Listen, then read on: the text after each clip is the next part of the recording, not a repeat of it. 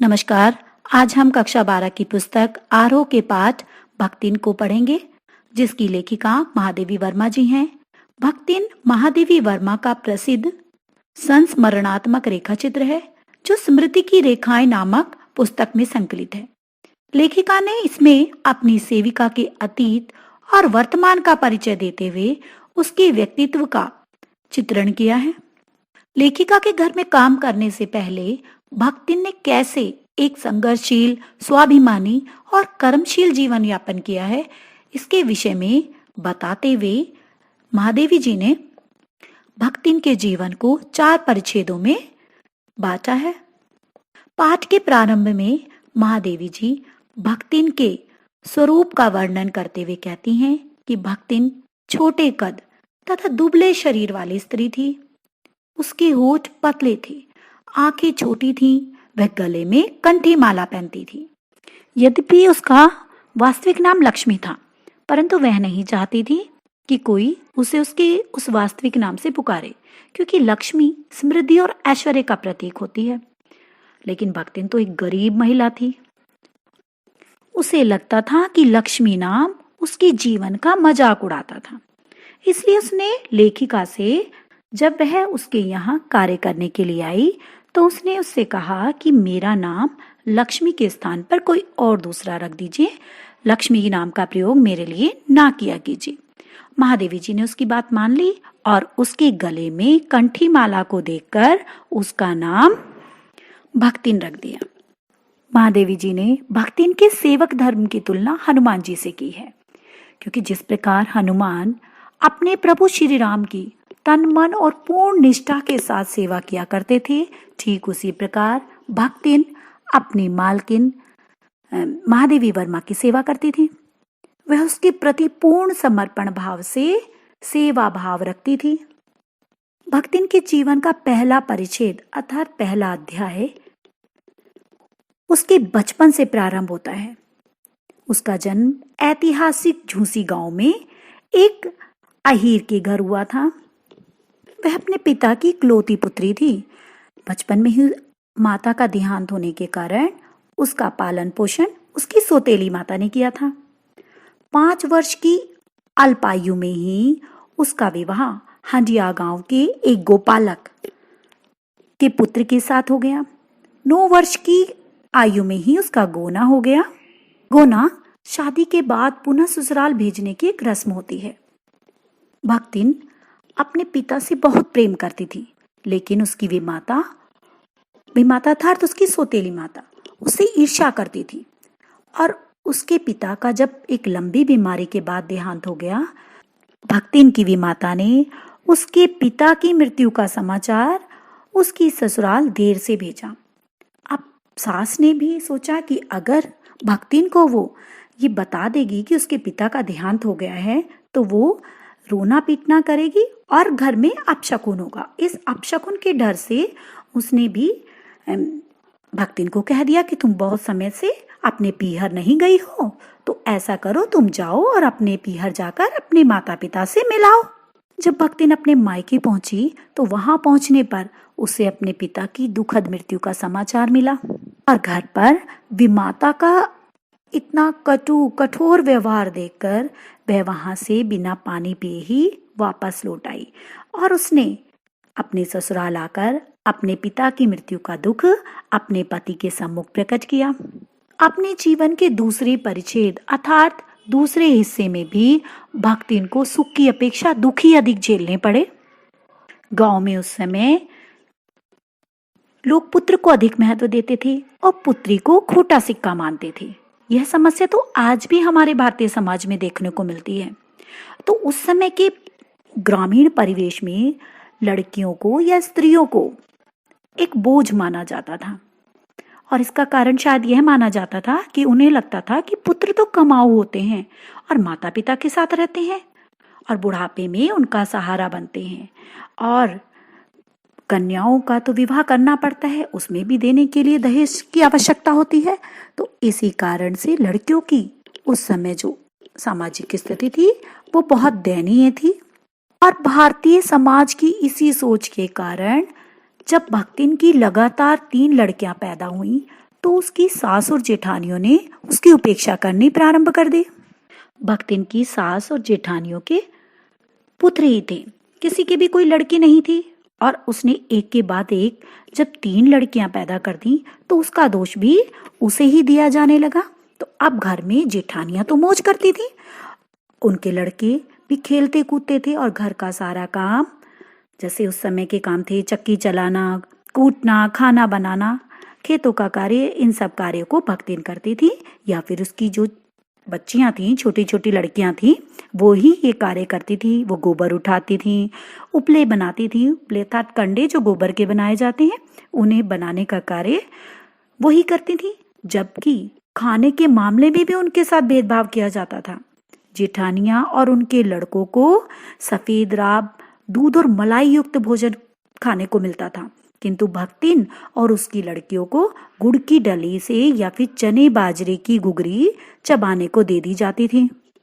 सारा दिन काम करने के बाद भी जेठानियां और उनके काले कलूटे बेटे उन पर फप्तियां कसते थे, अर्थात उन्हें परेशान किया करते थे, उनका मजाक उड़ाया करते थे। लेकिन एक अच्छी बात यहाँ ये थी कि भक्तिन का पति उसे बहुत प्रेम करता था,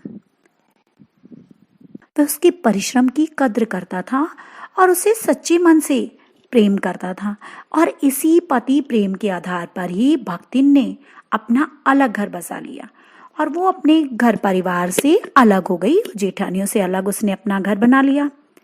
और गाय भैंस, खेत खलियान, अमराई के पेड़ आदि उसे जब बंटवारे के बाद प्राप्त हो गए तो दोनों पति पत्नी मिलकर, परिश्रमी तो वो थे ही, तो घर में जब वो मेहनत करने लगे तो उनके घर में संपन्नता आ गई, अर्थात सब सुख सुविधाएं उनके घर में आ गई।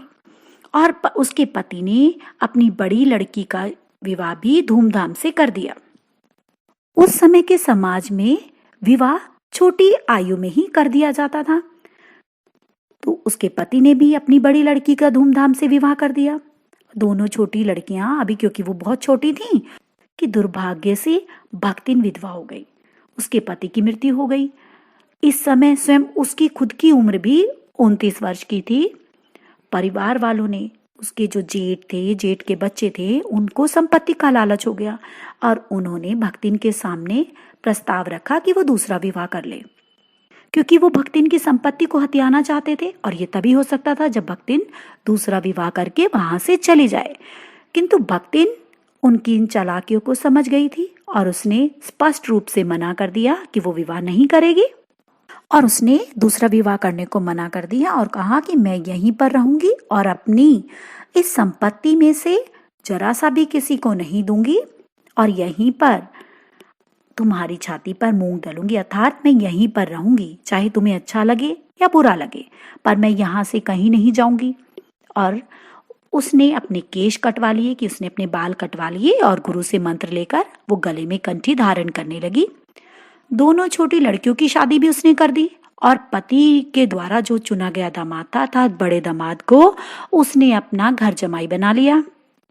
भक्तिन के जीवन के तीसरे परिच्छेद में भक्तिन को अपने पूर्वजों से जो जमीन जायदाद प्राप्त हुई थी वह सब उसके पास थी और उसने उसकी सुरक्षा के लिए अपने बड़े दामाद को अपने पास रख भी लिया था।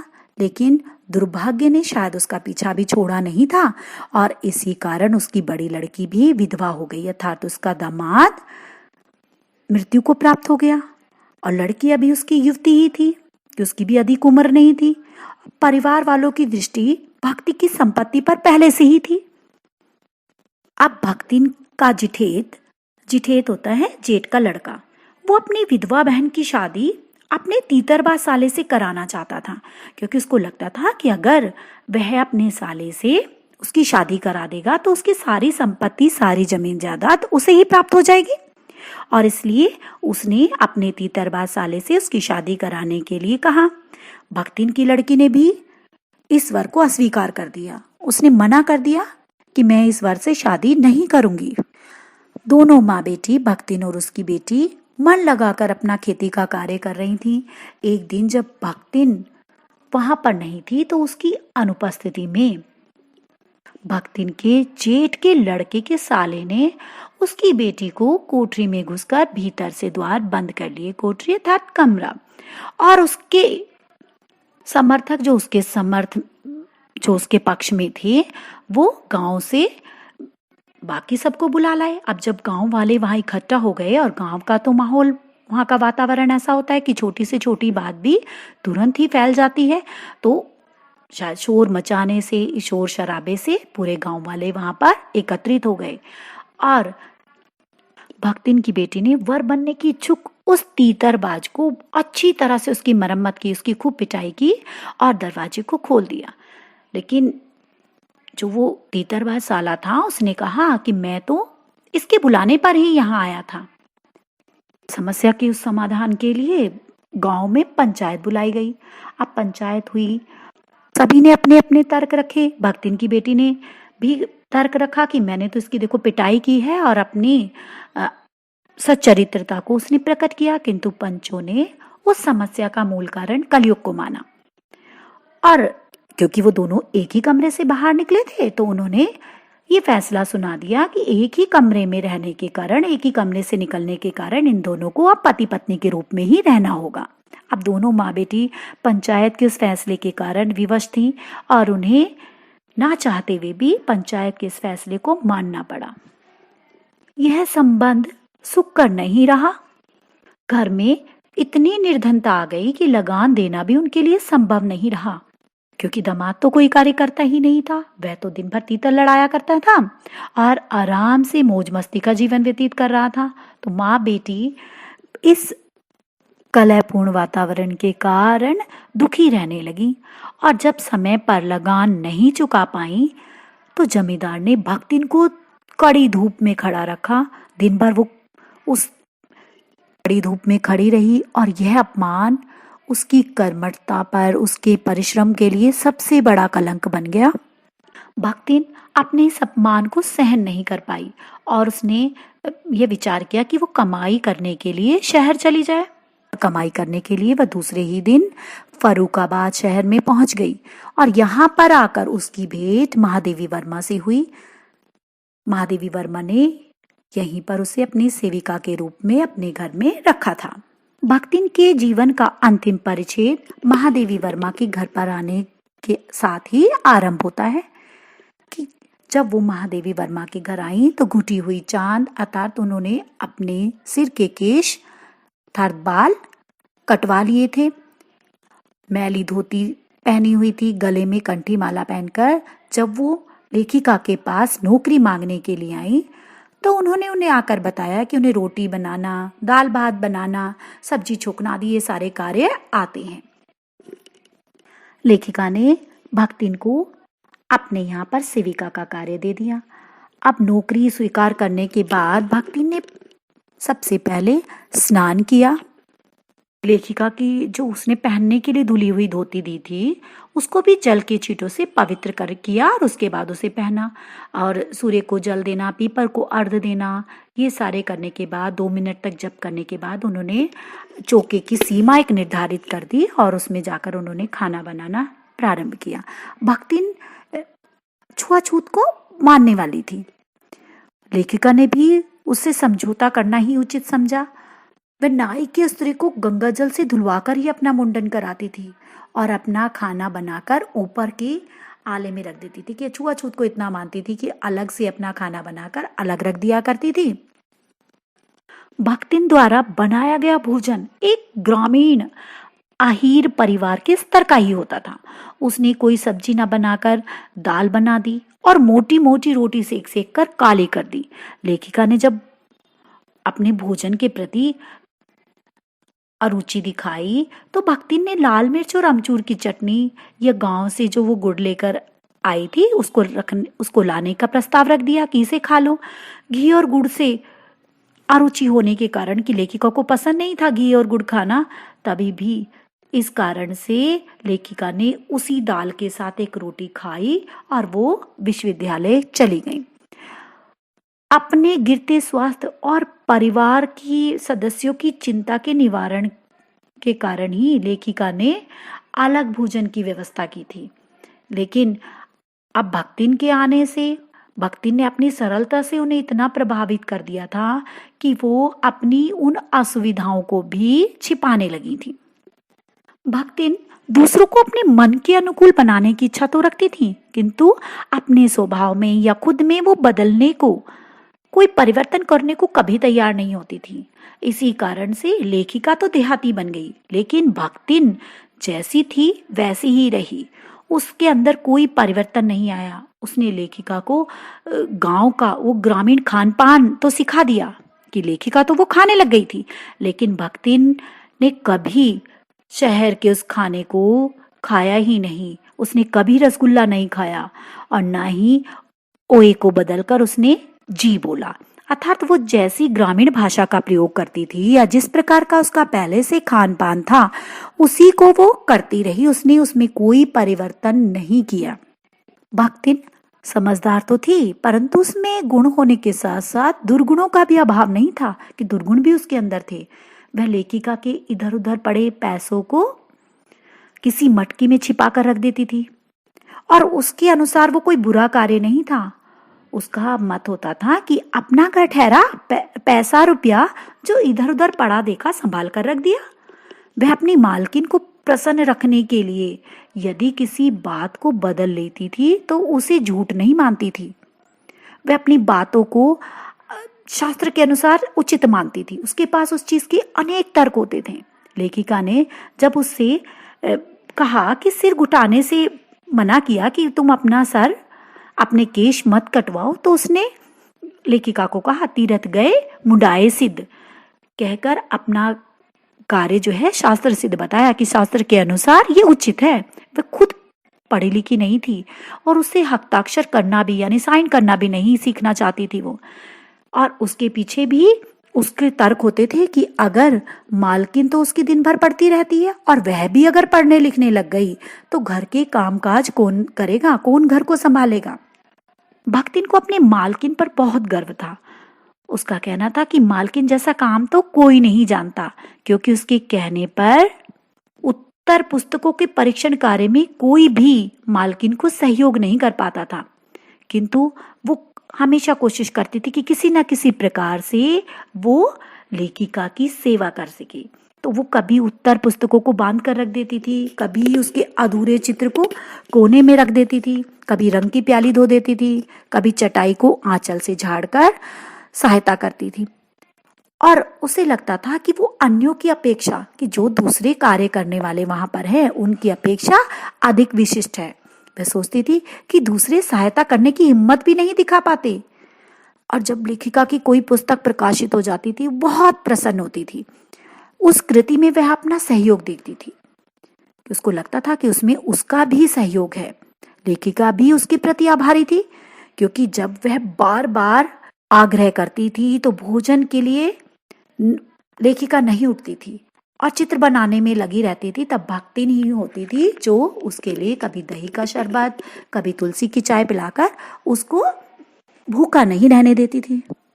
रात्रि के समय जब छात्रावास की रोशनी बुझ जाती थी अर्थात सब लाइटें बंद हो जाती थी, तो लेखिका के परिवार के सदस्य, लेखिका को हिरनी, कुत्ता, बिल्ली आदि पालने का शौक था, तो उन सदस्यों के सोने पर भक्तिन मालकिन के साथ जागती रहती थी कि वो अकेली ऐसी होती थी जो अपनी मालकिन के साथ रात भर जागा करती थी। वह कभी उसे पुस्तक देकर, कभी स्याही हिलाकर या फाइल देकर लेखिका के कार्यों में सहयोग दिया करती थी। बहुत रात गए जब लेखिका सोती थी तब भक्तिन उसी के साथ साथ सोती थी और अपनी मालकिन से पहले उठती थी। तो वो सेवा भाव में निपुण थी कि अपनी मालकिन की सेवा करने में वो हमेशा तत्पर रहती थी। भक्तिन लेखिका के भ्रमण में भी साथ रहती थी। जब लेखिका घूमने जाया करती थी तब भी वह उसके साथ साथ जाया करती थी। बद्री केदार की ऊंचे नीचे और तंग पहाड़ी रास्तों में वह जिद करती थी और जिद करके स्वयं आगे चलती थी। गांव की पगडंडी पर जब वो चलती थी तो वो लेखिका के साथ छाया के समान रहती थी। युद्ध को देश की सीमा पर बढ़ते देखकर भक्तिन के जब बेटी दामाद उसको बुलाने आए, लेकिन उसने उनके साथ जाने से मना कर दिया। और जब युद्ध शांत हो गया तो एक दिन भक्तिन लेखिका से अपने गांव में चलने का अनुरोध करने लगी। वह लड़ाई के खत्म होने पर वापस लौट कर आने का आग्रह करने लगी कि हम वहां चलेंगे और वहां मैं आपकी सभी सुख सुविधाओं का ध्यान रखूंगी। लेखिका ने भक्तिन और अपने संबंध को स्वामी सेवक का संबंध नहीं माना है। लेखिका के हृदय में भक्तिन के प्रति अपार स्नेह और सहानुभूति की भावना थी। भक्तिन धीरे धीरे लेखिका के साहित्यिक परिचितों से भी परिचित हो गई थी। लेखिका के परिचितों से भक्तिन का व्यवहार लेखिका के प्रति उसके सम्मान और सद्भाव से निर्धारित होता था। वह परिचितों को उनकी आकार, प्रकार, वेशभूषा या नाम से याद रखती थी। कवियों के प्रति उसके मन में आदर भाव नहीं था। जब किसी विद्यार्थी को किसी कारण जेल जाना पड़ता था तो उसकी खबर सुनकर वो दुखी हो जाती थी। भक्तिन को जेल से बहुत डर लगता था, लेकिन जब स्वतंत्रता संग्राम में भाग लेने के कारण लेखिका को जेल जाना पड़ा तो वो हट करके उसके साथ जेल जाने के लिए भी तैयार थी। वह अपनी मालकिन के जेल जाने पर स्वयं को जेल जाने के हक के लिए बड़े लाट तक लड़ाई लड़ने को तैयार थी। लेखिका सोचती है कि हमारे में से दोनों में से किसी एक की मृत्यु होने पर ही हम अलग हो सकते हैं, और जब वो रहस्यपूर्ण बुलावा आएगा जिसमें कोई कार्य करने का अवकाश नहीं मिलता, तब उस चिर विदा के उन अंतिम क्षणों में मेरे जीवन से जुड़ने वाली उस भक्तिन का क्या हाल होगा कि एक दूसरे के बिना हम दोनों क्या करेंगे। इस प्रकार इस पाठ में लेखिका ने भक्तिन के संघर्ष, उसके स्वाभिमान, प्रेम, सहानुभूति और कर्मठता का सजीव चित्रांकन किया है। आशा है आपको यह पाठ स्पष्ट हो गया होगा। धन्यवाद।